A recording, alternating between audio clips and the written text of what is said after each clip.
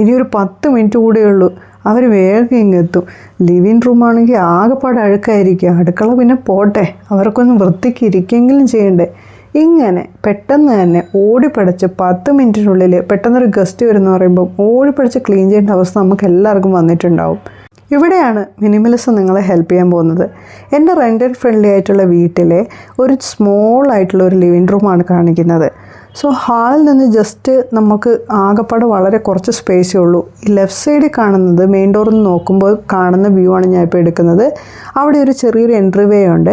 അവിടെ കുറച്ച് ഫോട്ടോസൊക്കെ വെച്ചിട്ടുണ്ട്, വളരെ കുറച്ച് ഫോട്ടോസ്. അവിടെ കാണുന്നതാണ് ഫസ്റ്റ് ബെഡ്റൂം എന്ന് പറയുന്നത്. വാളിൽ ഒരുപാട് ഫോട്ടോ ഫ്രെയിംസും ഒരുപാട് കാര്യങ്ങൾ നമ്മൾ കുത്തി നിറയ്ക്കുന്നത് അത്രത്തോളം ഭംഗി നമ്മുടെ വാളിന് കൊടുക്കില്ല. പിന്നെ നമ്മുടെ എൻട്രി വേയിൽ ഇപ്പോൾ കാണിച്ചിടത്തുനിന്ന് നോക്കുമ്പോൾ കാണുന്ന കാഴ്ചയാണിത്. ഇത്രയും മാത്രമാണ് നമുക്ക് ലിവിങ് റൂമിലുള്ള സ്പേസ്. അതുകൊണ്ട് തന്നെ അനാവശ്യമായ ഒരുപാട് വസ്തുക്കൾ ഞാൻ വയ്ക്കാറില്ല. വളരെ കൺജസ്റ്റഡ് ആയിട്ട് ഫീൽ ചെയ്യുകയും ചെയ്യും, ക്ലീൻ ചെയ്യാനും ബുദ്ധിമുട്ടാണ്. ഇവിടെ ഒരു സ്മോൾ റിക്ലൈനർ പോലത്തെ ഒരു ചെറിയൊരു ചെയറുണ്ട് കേട്ടോ. പിന്നെ ആ ഒരു ചെറിയ നമുക്കൊരു ഡൈനിങ് ടേബിളുണ്ട്. ഡൈനിങ് ടേബിൾ നമ്മൾ ഐക്കിയിൽ നിന്ന് വാങ്ങിച്ചതാണ്. ചെറിയതാണ്, കാരണം നമുക്ക് അത്രയും 4 പേരെ നമുക്കുള്ളൂ. നമ്മൾ 4 പേർക്ക് ആവശ്യമായ രീതിയിലുള്ള ചെറിയൊരു ഡൈനിങ് ടേബിൾ. അതിന് മുകളിൽ 2 മക്കൾക്കും വേണ്ടിയിട്ടുള്ള വാട്ടർ ബോട്ടിൽ വെള്ളം ഫില്ല് ചെയ്ത് വെക്കാറുണ്ട്. പിന്നെ ചെറിയ 2-3 ഐക്കിയിൽ നിന്ന് വാങ്ങിച്ചിട്ടുള്ള ഫ്ലവറും ആർട്ടിഫിഷ്യൽ ഫ്ലവറും, അതുകൂടാതെ ടിഷ്യൂ ഹോൾഡറും. ഇത്രയും മാത്രമാണ് ആ ഒരു ഡൈനിങ് ടേബിളിലുള്ളത്. വാളിൽ നോക്കുകയാണെന്നുണ്ടെങ്കിൽ വളരെ മിനിമലായിട്ടുള്ള ഒരു വാൾ പെയിൻറ്റും അതേപോലെ 2-3 വാൾ ഡെക്കോറായിട്ടുള്ള ചെറിയ പിക്ചേഴ്സും മാത്രമേ ഉള്ളൂ. പിന്നെ ഒരു ഗിറ്റാറ്. ഈ ഗിറ്റാറ് വീട്ടിൽ എല്ലാവരും എടുത്ത് പഠിക്കുകയും ഉപയോഗിക്കുകയും ചെയ്യുന്നതാണ്. അതിന് താഴെയായിട്ട് ഐക്കയിൽ നിന്ന് വാങ്ങിച്ചിട്ടുള്ള ചെറിയൊരു സൈഡ് ഷെൽഫുണ്ട്. ഈ ഷെൽഫിൽ ഒരുപാട് സാധനമൊന്നും വെച്ചിട്ടില്ല. മുകളിൽ മാത്രം 2 ഫോട്ടോ ഫ്രെയിംസും കുറച്ച് അത്യാവശ്യം നമ്മൾ യൂസ് ചെയ്യുന്ന കുറച്ച് ബുക്സുകൾ മാത്രമേ വെച്ചിട്ടുള്ളൂ. അപ്പോൾ ഇത്രയാണ് നമ്മൾ ഓവറായിട്ടായിട്ട് നമ്മുടെ ഫ്രണ്ട് സൈഡിൽ നിന്ന് നോക്കുമ്പോഴുള്ള ലുക്ക് എന്ന് പറയുന്നത്. ഒരുപാട് ഓർഗനൈസേഴ്സും ഒരുപാട് സൈഡ് ടേബിളും വളരെ ചെറിയ ലിവിങ് റൂമാണെന്നുണ്ടെങ്കിൽ വെക്കാതിരിക്കുന്നതാണ് ഏറ്റവും നല്ലത്. ഇനി കാണുന്നതാണ് നമ്മുടെ സെക്കൻഡ് ബെഡ്റൂം. അതിന് തൊട്ട് മുകളിലായിട്ട് ഡോറിൻ്റെ തൊട്ട് മുകളിൽ, വാതിലിൻ്റെ തൊട്ട് മുകളിലായിട്ട് ഒരു ചെറിയൊരു ക്ലോക്ക് വെച്ചിട്ടുണ്ട്. ഈ കാണുന്നത് ഞങ്ങളുടെ TV ക്യാബിനറ്റ് ഏരിയയാണ്. TV ക്യാബിനറ്റിലും ഒരുപാട് സാധനങ്ങൾ ഞാൻ കുത്തി നിറച്ചിട്ടില്ല. ഇവിടെയായിട്ട് ഒരു ചെറിയ സ്വിച്ച് ബോർഡുണ്ട്. ഈ സ്വിച്ച് ബോർഡിൻ്റെ അടുത്ത് താഴെ തന്നെയുള്ള തട്ടിൽ എല്ലാവരും അത്യാവശ്യമായിട്ട് പെട്ടെന്ന് ഓടി നോക്കുന്ന കുറച്ച് സാധനങ്ങൾ, അതായത് നമ്മൾ ചാർജറുകൾ, ഇയർഫോണുകൾ, ചാർജേഴ്സ് കണക്ട് ചെയ്യുന്ന ചില കേബിൾസുകൾ, അങ്ങനത്തെ സാധനങ്ങളൊക്കെ ഞാൻ വെച്ചിട്ടുണ്ട്.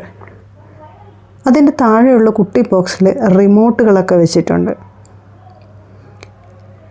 അതിന് തൊട്ടടുത്തായിട്ട് കുഞ്ഞൊരു മണി പ്ലാന്റ്. ഒരുപാട് പ്ലാന്റ്സുകൾ ഞാൻ പ്രിഫർ ചെയ്യുന്നില്ല. കാരണം എന്താണെന്ന് വെച്ചാൽ, പ്രത്യേകിച്ച് വീടിൻ്റെ ലിവിങ് റൂമിൻ്റെ അകത്താണ് ഞാൻ പറഞ്ഞത്. പുറത്ത് എനിക്ക് കുറച്ച് പ്ലാന്റ്സും കാര്യങ്ങളൊക്കെ ഉണ്ട്.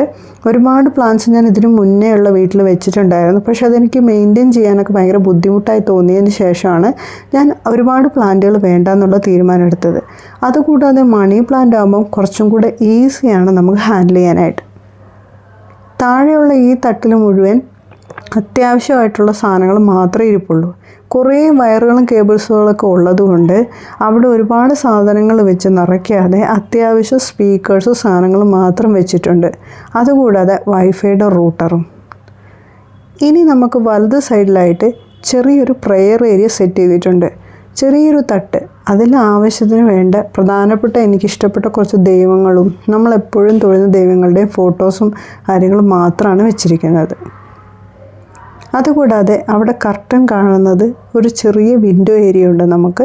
അതിൻ്റെ താഴെ കാണുന്ന ടേബിൾ അടുത്ത് തന്നെ ഞാൻ ഡീക്ലട്ടർ ചെയ്യാൻ വേണ്ടി വെച്ചിരിക്കുന്ന ഒരു ടേബിളാണ്.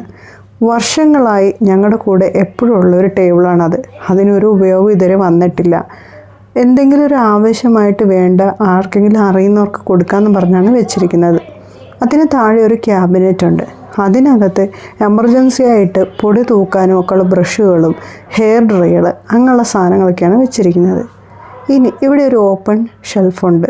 അതിനകത്ത് ഞങ്ങളുടെ എല്ലാവരുടെയും ഹെൽമറ്റാണ് വെച്ചിരിക്കുന്നത്. അപ്പുറത്ത് കാണുന്ന ക്യാബിനറ്റ് കാര്യമായിട്ടൊന്നുമില്ല, ഒരു മഴക്കോട്ട് മാത്രമേ ഉള്ളൂ. അപ്പോൾ മൊത്തത്തിലുള്ള നമ്മളുടെ ലിവിങ് റൂമിൻ്റെ അവസ്ഥ ഇതാണ്.